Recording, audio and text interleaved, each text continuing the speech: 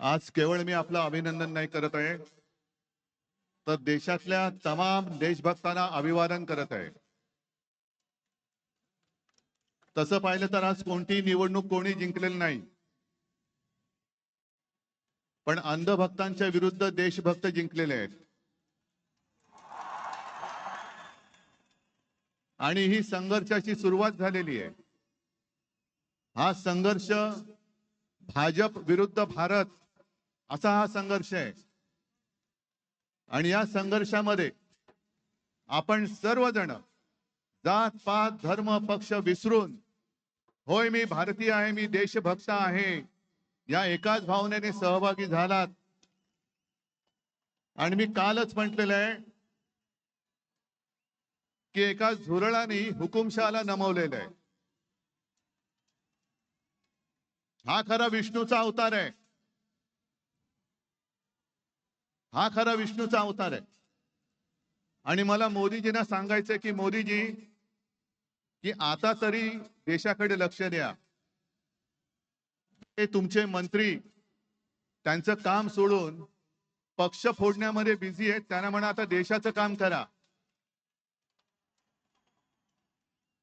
कारण अर्थमंत्री आपल्या निर्मलाबाई घसरत्या रुपयाबद्दल बोलत नाहीत, महागाईबद्दल बोलत नाहीत, पण पेपर फुटीचे फायदे समजून सांगतायत. राजनाथ संरक्षण मंत्री देशाच्या संरक्षणाची बोंब, पण धर्मेंद्र प्रधानच्या संरक्षणासाठी पुढे आलेले. आपले खड्डा मंत्री नाही, रस्ता मंत्री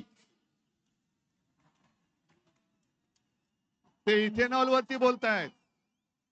हा पुढचा विषय नक्की आहे. इथेनॉल वरती बोलतायत ते.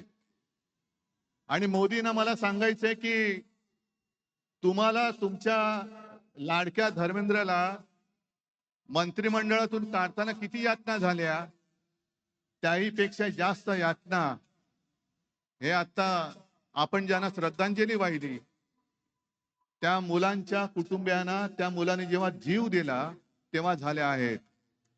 या यातना आम्ही विसरू शकत नाही, विसरणार नाही.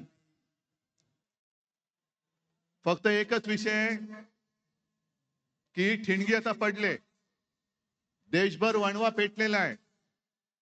लगेच आम्हाला विचारतात काय हो निवडणुकीला 3 वर्ष. मला असं वाटतं की हाच महाराष्ट्रामधला आणि दिल्लीमधला फरक आहे की महाराष्ट्राचे पोलीस आमचे कसे आहेत आणि दिल्लीचे पोलीस कसे आहेत हे आता जगाला कळलं. त्यामुळे पोलीस संपूर्ण यंत्रणेचे